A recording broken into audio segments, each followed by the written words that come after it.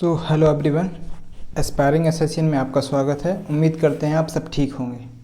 आज हम लेकर आए हैं maths first day third shift. चलिए क्वेश्चन देखते हैं।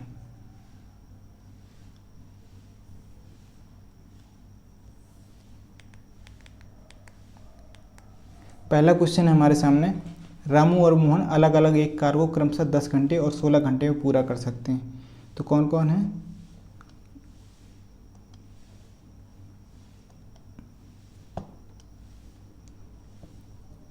रामू और मोहन। 10 घंटे में रामू करता है एक काम को, 16 घंटे में मोहन कर सकता है। तो इनका टोटल वर्क कितना हो जाएगा? इनका एलसीएम लेंगे 16। तो इनका एलसीएम हो जाएगा 80। तो 10 अट्ठे 80, 16 पंचे 80। मोहन की वर्क कैपेसिटी 5 और रामू की 8। ये टोटल वर्क है 80। तो 2 घंटे एक साथ कार्य करने के बाद मोहन कार्य छोड़ देता है। 2 घंटे अगर वो दोनों रामू प्लस मोहन अगर एक साथ काम करेंगे तो 1 घंटे में 13 काम करेंगे। तो अगर 2 घंटे एक साथ कार्य करने के बाद मोहन कार्य छोड़ देता है तो 2 घंटे में उसने किया 13 गुणा 2, 26 कार्य किया। अब 26 कार्य किया। अब कह रहे कि मोहन कार्य छोड़ देता है तो रामू शेष कार्य को कितने घंटे में पूरा करेगा? तो शेष कार्य कितना बनेगा? शेष कार्य बनेगा 80 माइनस 26, तो ये बनेगा 54। तो अब किसको द्वारा किया जाएगा? रामू के द्वारा भी किया जाएगा। रामू 1 घंटे में 8 काम करता है। तो 8 छंग 48, 48 और इसके बाद बचेगा 6/8। तो 6 सही 3/4, जो कि हमारा ऑप्शन नंबर 3। नेक्स्ट, 20 लीटर और 36 लीटर के 2 कंटेनरों में दूध और पानी का अनुपात है क्रमशः 3 और 7, 7 और 5 के है। यदि दोनों कंटेनर को एक दूसरे में मिश्रित कर दिया जाए तो दूध और पानी का अनुपात क्या होगा? Milk water, milk water 3:7, 7:5। तो इसका कितना है? ये 20 लीटर है, ये है हमारा 36 लीटर। तो अगर 20 लीटर है तो यहाँ से मिल्क और वाटर का अलग अलग किया जाए तो 7 3 10, 10 बराबर है 20 लीटर के। तो यहाँ कर देते हैं कि 7 3 10, 10 बराबर है 20 लीटर के। एक कितने के होगा? 2 लीटर के। तो 3 हैं तो 3 दूना 6, 6 लीटर मिल्क होगा तो 14 लीटर पानी होगा। 14 6 20 हो गया टोटल। अब इसमें बात करें 7 5 12, 12 बराबर है कितने के? 36 लीटर। तो एक कितने के हो जाएगा? 3 लीटर। तो यहाँ पर आ जाएगा 7 3 21, 21 लीटर दूध होगा और 5 3 15, 15 लीटर वाटर होगा। तो दूध हो जाएगा, दूध milk plus milk, water plus water. तो इसमें कितना लीटर है? 6 लीटर दूध है। इसमें कितना है? 21 लीटर दूध है। तो 21 और 6, 6 प्लस 21 लीटर अनुपात। इसमें वाटर कितना है? 14 लीटर प्लस इसमें कितना वाटर है? 15 लीटर। 21 6 27, 14 प्लस 15, 15 4 19, 10 29। इस तरह से हमें मिल गया 27:29, जो कि हमारा ऑप्शन है तीसरा। नेक्स्ट क्वेश्चन,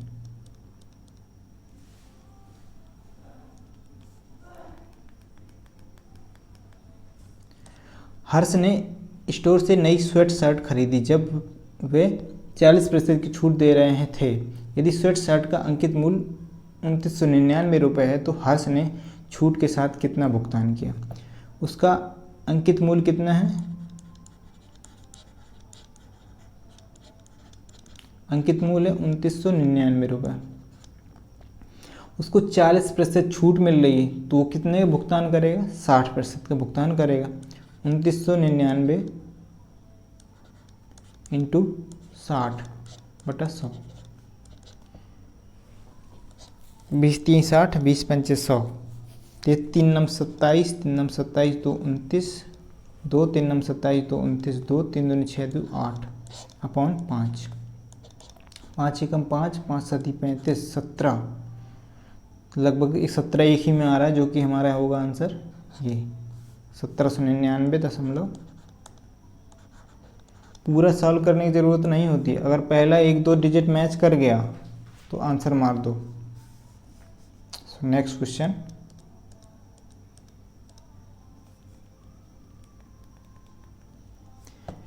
एक व्यक्ति ने 2 कुर्सियां 475 रुपये प्रत्येक में बेची। एक पर 25% का लाभ और दूसरी पर 20% की हानि हुई। यदि उसने दोनों कुर्सियों को 575 प्रत्येक में बेचा होता उसका लाभ या हानि प्रतिशत बताना है। तो अब यहाँ पे उनका दिया हुआ विक्रय मूल्य दिया हुआ, प्रत्येक का विक्रय मूल्य कितना है? विक्रय मूल्य दिया हुआ 475 प्रत्येक का। एक को उसमें से 25% का लाभ होता है, एक में 20% की हानि होती है। तो हमें इनका जो है क्रय मूल्य निकालना है।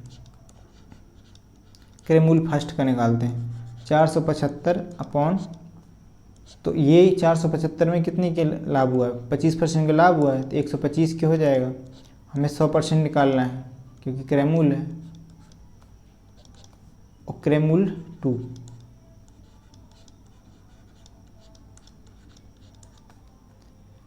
475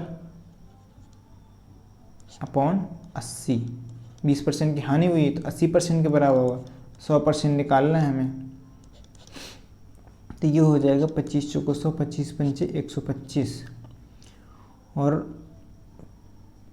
55 45 और 55 25, 4 4 पंचे 20 और 4 9 36 2 80, 380 क्रय मूल्य पहले वाले का हो गया। दूसरे का हो जाएगा 20 पंचे 100, 20 चौको 80, 55 25, 5 7 35, 2 37, 3 5 चौको 20, 3 23, 2375 अपॉन 4। तो क्रय मूल्य, दूसरा क्रय मूल्य ये हो गया।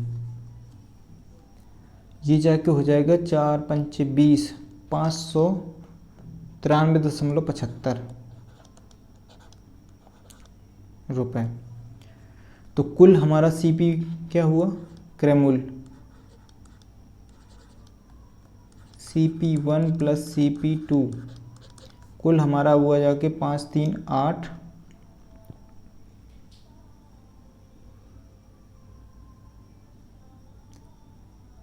380 प्लस 593.75, ये हुआ जाके 973.75। अब नया क्रय मूल्य क्या है? विक्रय मूल्य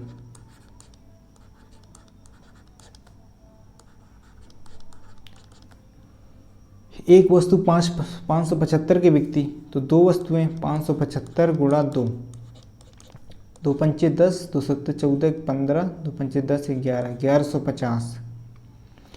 क्रय मूल्य उनका कितना है? 973.75 और नया विक्रय मूल्य दोनों वस्तुओं का है 1150। तो लाभ बराबर विक्रय माइनस क्रय मूल्य, 1150 माइनस 973.75, ये जाके आ जाएगा 9 2 11, तो 2 तो नहीं जाएगा, 176.25 के आसपास। ये हमारा लाभ आ गया। अब पूछा है कि लाभ प्रतिशत 176.25। कहाँ से लाभ होगा? 973.75 से।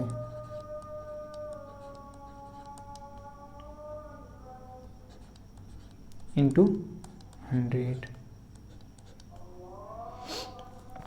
ये लगभग जाएगा 9 2 18। पहली बार 973 तो एक ही बार जाएगा, एक बार में है तो ये हमारा सिर्फ यूनिट डिजिट नहीं, पहली डिजिट क्या आ रही है 1, तो एक ही ऑप्शन में है जो कि ऑप्शन नंबर चौथा, यही आंसर हो जाएगा 18%। Next question,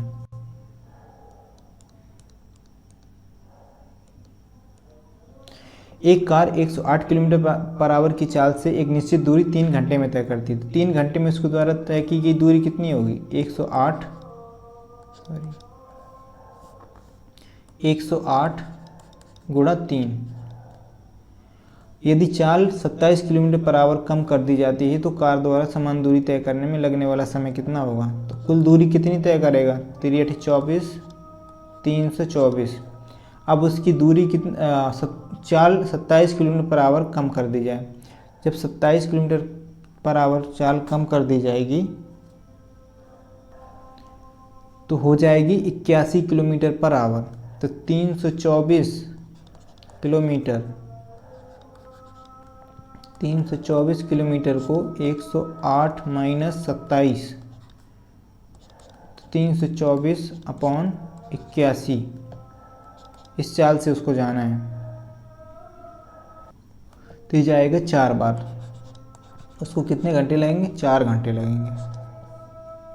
so next question,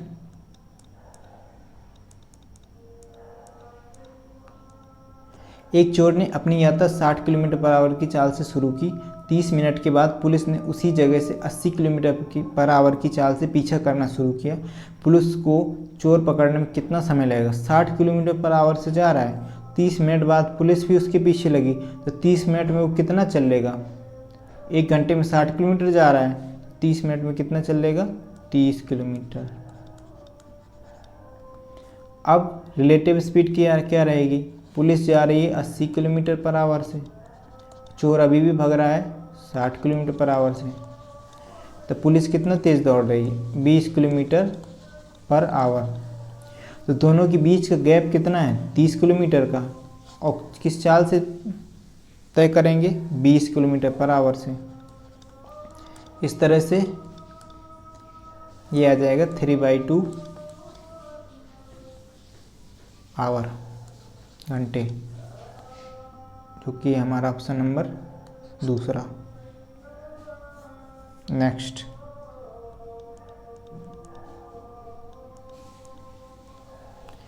Rahul एक निश्चित दूरी 4 किलोमीटर पर आवर की चाल से तय करता है, उसी मार्ग से 3 किलोमीटर पर आवर की चाल से वापस आता है। पूरी यात्रा के लिए उसकी औसत चाल क्या थी? इसका होता है कि अगर एक x से जाता है, y से वापस आता है, तो 2xy/x + y औसत चाल होता है। तो 2 × 4 × 3/x + y, 4 3 7, ये हो जाएगा 4 3 12 दूनी 24/7, 7 21 और 7 चौक 28, 3 4 जो तीसरा ऑप्शन है, किलोमीटर पर आवर। नेक्स्ट,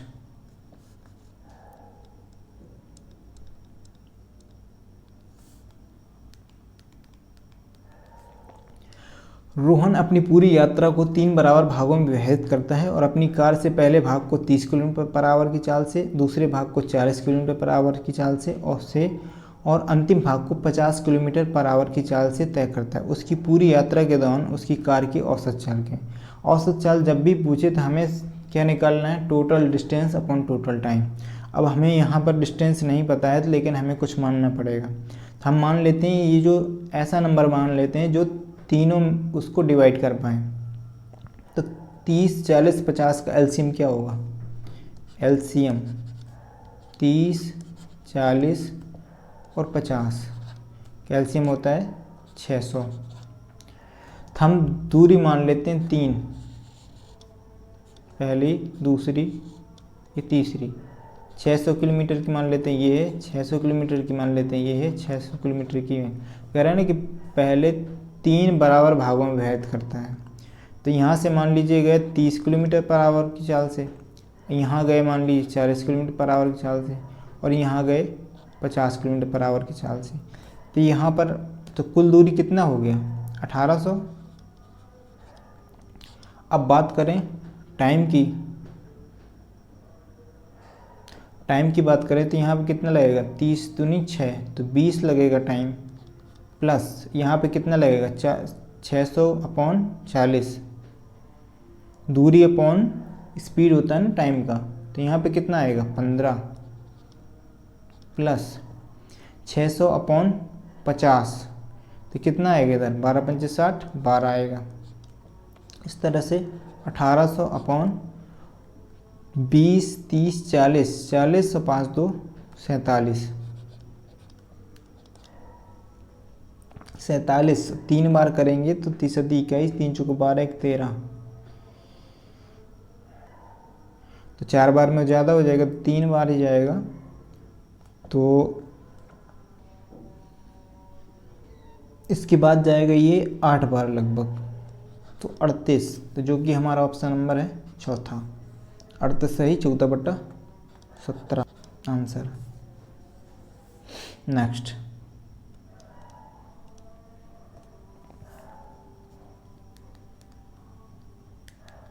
ए एक कार को 8 दिनों में, बी 24 दिनों में कर सकता है। वे एक साथ शुरू करते हैं लेकिन कार पूरा होने के 4 दिन पहले ए छोड़ देता है। संपूर्ण कार को पूरा करने के लिए ए और बी द्वारा लिए गए दिनों की संख्या ज्ञात करें।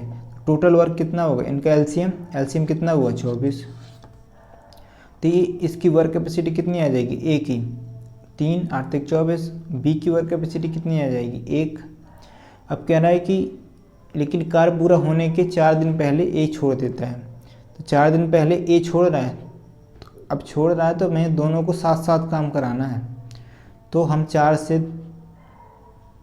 ए से 4 दिन ज़बरदस्ती काम करा लेते हैं। तो 4 दिन में वो कितना काम करेगा, 4 × 3 12 काम करेगा। इस तरह से हमारे काम हो जाएंगे टोटल 24 प्लस ये 12, क्योंकि हमने बी के साथ हम लास्ट तक लगा रखा है उसको, ए को भी, तो ये हो जाएगा 24 2 26 36। इस तरह से जब दोनों साथ काम करेंगे तो एक दिन में कितना कार्य करेंगे, 3 1 4, तो टोटल वर्क हो गया अब कितना 36 और 4, एक दिन में 4 काम कर रहे हैं, 36 काम करने में कितने दिन लगेंगे, 4 नाम 36, 9 दिन। नेक्स्ट, एक वस्तु का मूल्य 2 वर्ष में घटकर 18,000 से 14,580 हो गया। वस्तु के मूल्य में मूल्यह्रास की वार्षिक दर ज्ञात कीजिए। इसमें कुछ मूल्य होगा, इसमें कुछ मूल्य होगा, इसमें कुछ मूल्य होगा। ये पहली साल का है, ये सेकेंड ईयर में घटकर इतना हो गया। अब 18,000 से 14,580 हो रहा है 2 साल में कम होकर। अब इनका लेते हैं हम रेशियो, 18 से काटेंगे तो ये कितना आएगा 100 आएगा, और ये आएगा 81, तो 81 आएगी, ये 100 हो रहा है, 2 साल की बात है, तो 9 का स्क्वायर कितना होता है 81, और 10 का स्क्वायर कितना होता है 100। तो ये इससे ये समझ में आया कि यहाँ पर 10 से 9 हो रहा होगा, 10 से 9 हो रहा होगा, तभी ये 100 और 81 हो रहा है। तो कितना कम हो रहा है एक साल में, 1 कम हो रहा है। कहाँ से कम हो रहा है, 10 से कम हो रहा है, इंटू 100, तो परसेंटेज क्या होगा 10%। रिटार्डेशन, मूल्यह्रास की वार्षिक दर क्या होगी 10% होगी, जो कि आंसर नंबर है हमारा तीसरा। नेक्स्ट,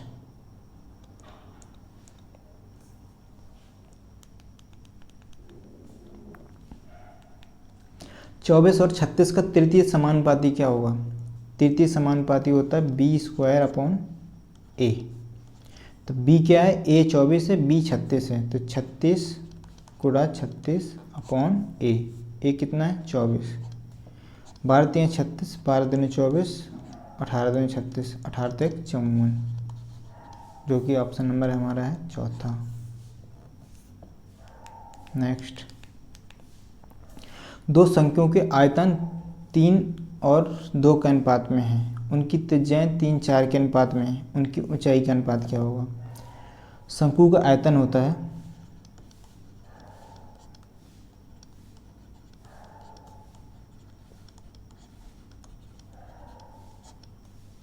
शंकु का आयतन होता है 1/3 पाई आर स्क्वायर एच। अब जब अनुपात की वैल्यू बात की जाए तो 1/3 ये भी फिक्स वैल्यू है, पाई 22/7 होता है, ये भी फिक्स वैल्यू है, तो इनका कोई रोल नहीं होता है अनुपात में। सिर्फ जो चेंज लाते हैं तो पाई आर स्क्वायर ही एच ही लाते हैं। अब यहाँ से आयतन दिया हुआ है और त्रिज्याओं का अनुपात दिया हुआ है और ऊंचाई का अनुपात पूछा है। मान लीजिए कि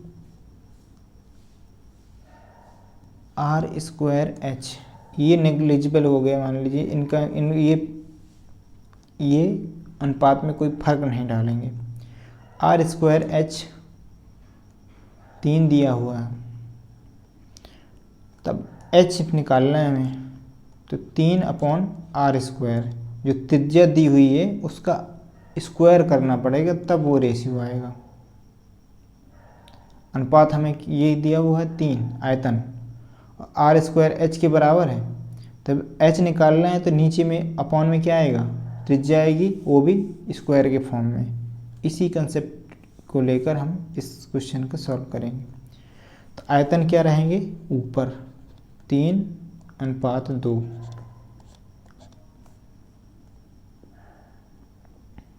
तो हम यहाँ से निकाल रहे हैं H1 और H2 का रेशियो, और उनकी त्रिज्याएं 3 4 के अनुपात में है, तो त्रिज्या क्या में रहेगी, स्क्वायर में रहेगी, तो 3 3 का 3 के स्क्वायर और 4 के स्क्वायर,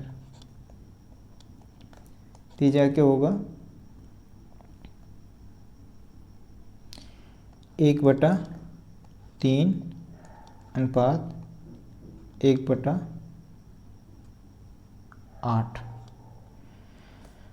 तो H1 अनुपात H2 हो जाएगा 8:3, 8/3।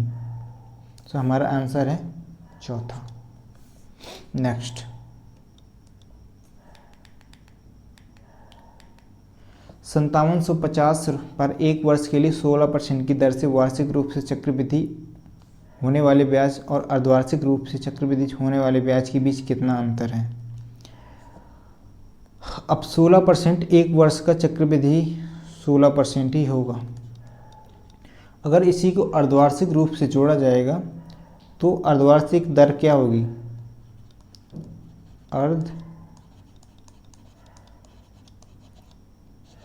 अर्धवार्षिक दर 16% का आधा, 16% वार्षिक है तो अर्धवार्षिक हो जाएगी 8%। तो 2 अर्धवार्षिक का, एक साल में 2 अर्धवार्षिक बनेंगी, तो अर्धवार्षिक का चक्रवृद्धि होगा, सूत्र लगता है या कंसेप्ट लगता है x + y + xy/100, तो 8 + 8 + 8 × 8/100, तो 16.64। अब दोनों के बीच कितना फ़र्क रहेगा, 16% है, एक 16.64 है, तो 16.64 - 16%, तो 0.64% का फ़र्क रहेगा। ब्याज के बीच कितना अंतर है, ये तो हमें प्रतिशत वैल्यू मिल गई। रियल वैल्यू कितनी होगी, 5750 रुपये है वो, तो वह राशि है, राशि कितनी होती है, 100% होती है। 5750 अपॉन 100 इंटू 0.64, ये हो जाएगा 36.80 रुपये, जो कि हमारा ऑप्शन नंबर है चौथा। सो नेक्स्ट,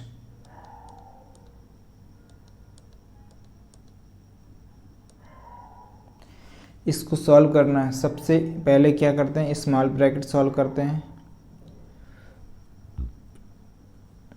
तो यहाँ से आएगा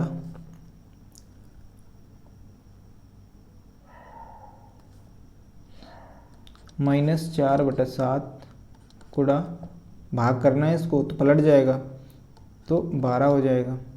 अब इसको बंद कर देते हैं, भाग बड़ा -4/5 गुणा -2 माइनस ये माइनस माइनस क्या हो जाएगा, प्लस हो जाएगा 2/7। अब इसको सॉल्व करेंगे। 7 दूने 14 -14 + 2/7 बच्चों 48/7 डिवाइड -4/5 गुणा -12/7। ये माइनस माइनस क्या हो जाएगा, प्लस हो जाएगा। तो 48/7 माइनस का भाग बच्चों 48/35, ये आ जाएगा -48/7। भाग करना है तो पलट जाएगा वो 35/48। 48 से 48 7 पन्ना 35 -5, जो कि आंसर नंबर हमारा दूसरा। Next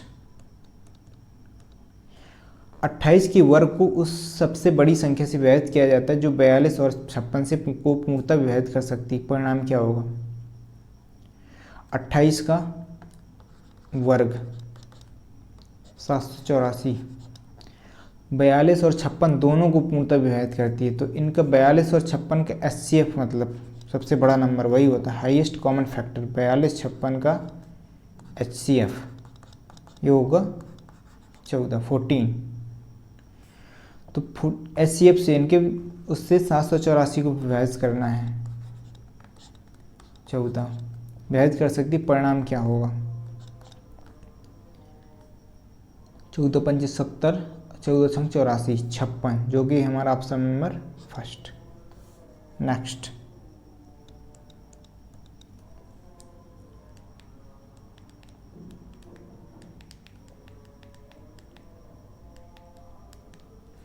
the curve surface area of sphere is 1386, the volume of this sphere is. ये इंग्लिश में हो गया क्वेश्चन। तो ये कहता है वक्र पृष्ठ का, स्फीयर का, गोला का वक्र पृष्ठ,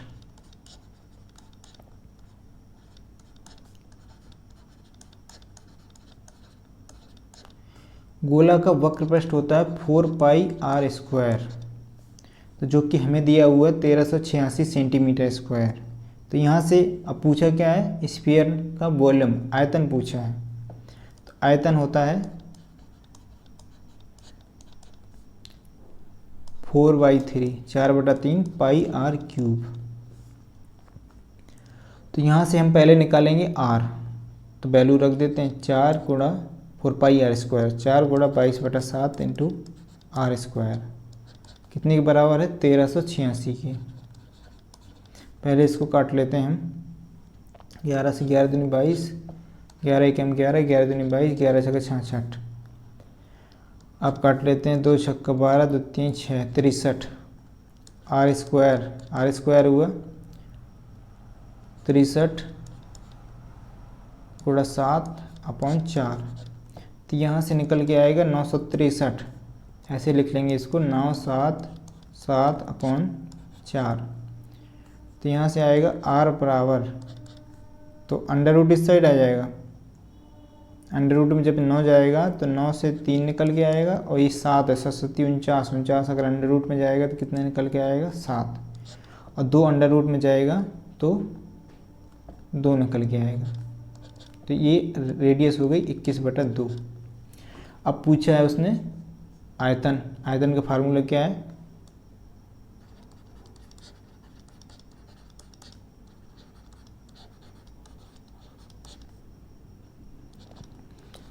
(4/3 πr³). आर हमने निकाल लिया 21/2, तो लिखेंगे 4/3 पाई 22/7 गुणा आर क्यूब, 21/2 गुणा 21/2 गुणा 21/2। तो 7 21, ये काट देंगे, 1 21 कट गया, 2 दूना 4, ये 4 कट गया, ये 2 11। 21 के स्क्वायर कितना होता है? 441, 441 गुणा 11, ये होगा 11 एकम 11, 11 चौक 44, 1 45, 4 11 चौक 44, 4 48, 48 51 सेंटीमीटर क्यूब, जो कि ऑप्शन नंबर है हमारा तीसरा। इसको शॉर्ट तरीके ऐसे भी निकाला जा सकता है, क्योंकि यहाँ 11 का मल्टीपल है, 11 यहाँ से कटना नहीं है, तो अगर यूनिट डिजिट 11 से कोई भी आंसर ऑप्शन डिवाइड हो रहा है वही आंसर होगा। 11 का डिविजिबिलिटी रूल क्या होता है? एक छोड़ के एक ऐड करते हैं, फिर उनमें से घटा देते हैं, अंतर जो है अंतर 0 आना चाहिए, तो 11 का मल्टीपल आना चाहिए। जैसे 5 4 9 करेंगे, एक और तीसरे को जोड़ेंगे 5 4 9, और दूसरे चौथे को जोड़ेंगे 8 1 9, अंतर कितना आ रहा है? 0 का, मतलब 11 से ही भाग हो रहा है। तो इस तरह से जो भी आंसर होगा 11 से भाग होगा। ये शॉर्ट मेथड करने का तरीका है। So next question,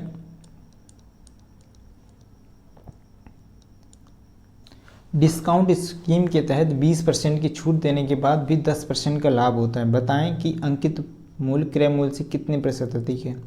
discount scheme का इसके पहले वाले जो मैथ का पहला सेट था उसमें भी इस टाइप का क्वेश्चन था, उसमें भी मैंने बताया था कैसे कंसेप्ट लगता है। तो ये अंकित मूल्य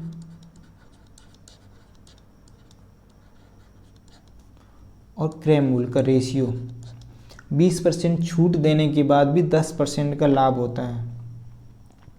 तो 20% की छूट दी आ रही है 100 में से, तो ये हो जाएगा 80 क्रय मूल्य, और 10% का लाभ होता है, तो जो लाभ होता है तो 100 में जोड़ देंगे तो 110, ये इनका ये रेशियो बन जाता है। तो ये रेशियो आया 11:8 का। तो ये भी बताएं कि अंकित मूल्य क्रय मूल्य से कितने प्रतिशत अधिक है। ये कितना अधिक है? 8 से 11 प्लस 3 है, 3 अधिक है। कहाँ से अधिक है? 8 से अधिक है। इस तरह से आएगा, तो इस तरह से हो जाएगा 12.5 3 1/8 का मतलब होता है 12.5, 12 3 36 और 37.5, जो कि ऑप्शन नंबर हमारा है चौथा, 37.5%।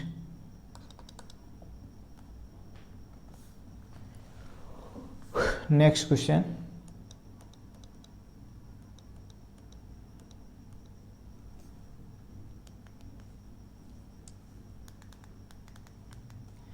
एक मेज जिसका अंकित मूल्य 300 है को 20% और 10% की 2 क्रमिक छूट पर बेचा जाता है। अगर इसके अलावा नकद भुगतान पर 5% की छूट की पेशकश की जाती है तो मेज के लिए नकद मूल्य क्या है? उसका अंकित मूल्य कितना है? अंकित मूल्य है 300 रुपये।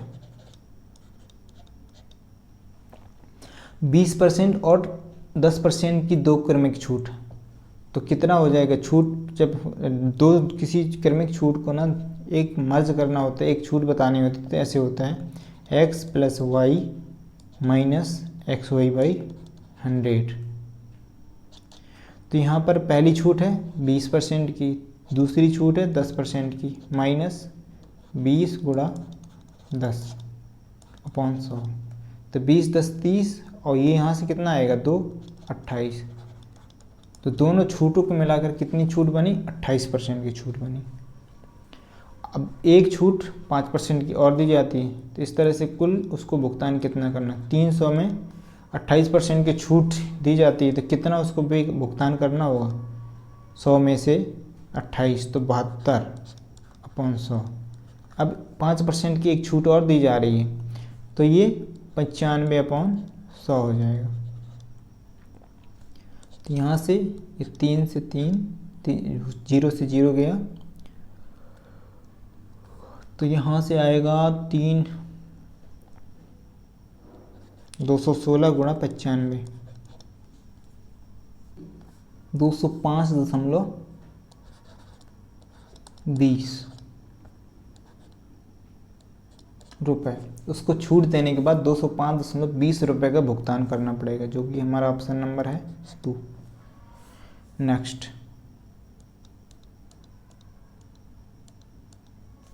एक चुनाव में 2 उम्मीदवार ए और बी थे। निर्वाचन क्षेत्र में मतदाताओं की कुल संख्या 90,000 थी और कुल मतों का 70% मतदान हुआ। यदि मतदान में 60% मत ए के पक्ष में डाले गए तो बी को कितने मत प्राप्त हुए? 90,000, कुल मतदाता सूची में 90,000 नाम है, कुल मतों का 70% मतदान हुआ, तो 70% मतदान हुआ तो कितना? 63,000 मतदान हुआ। अब 63,000 में से ए को और बी को, 2 प्रत्याशी थे, ए को मिला है 60%, ए को जब 60% मिला तो बी को कितना मिला होगा? 100 में से 40% मिला होगा। तो पूछा कि तो बी को कितने मत प्राप्त हुए? तो 63,000 का 40% उसको मिला, तो 63,000 का 40% ये हो जाएगा 4 3 12 4 6 24 25, 25,200, ऑप्शन नंबर 3। नेक्स्ट, पेट्रोल की कीमत 92 प्रति लीटर से बढ़कर 96.5 प्रति लीटर कर दी गई। पेट्रोल की कीमत में कितने प्रतिशत की वृद्धि हुई? 96.5 की वृद्धि कहाँ से? 92 से। तो कितना बढ़ा? 4.5 रुपये बढ़ा। कहाँ से बढ़ा है? 92 से बढ़ा है, इंटू 100, ये प्रतिशत निकाल देंगे, ये जाके होगा 4 ये लगभग आएगा 4.9% के आसपास। तो हमारा ऑप्शन नंबर हो जाएगा फर्स्ट। बहुत ही शॉर्ट तरीके से एग्ज़ाम हॉल में कैसे किए जाते हैं क्वेश्चंस को, उस तरीके से हमने ये सेट पेपर ख़त्म किया। उम्मीद करता हूँ आपको कुछ नई चीज़ें, नए मेथड सीखने को मिले होंगे। इसी तरह से सेट पेपर आते रहेंगे, आप देखते रहिए और इम्प्रूव करते रहिए। Thanks for watching.